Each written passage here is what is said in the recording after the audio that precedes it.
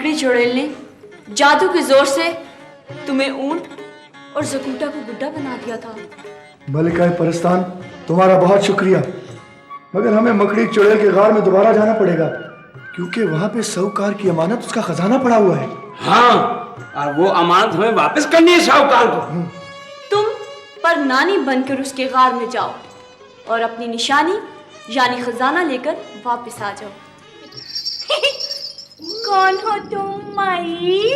अरे बेटे, तुमने मुझे नहीं पहचाना? नहीं। अरे मैं तुम्हारी परनानी चुड़ैल हूँ। मकड़ी खाला जी, कहाँ नस्तूर और जुकुटा? मकड़ी खाला जी, नस्तूर और जुकुटा तो यहाँ नहीं आए जी।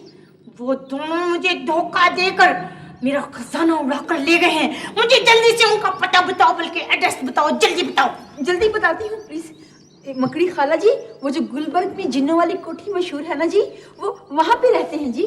जिन्नों वाली कोठी, नस्तूर और जुकुटा, अभी गर्दन से दबोचती हूँ मैं दोनों को।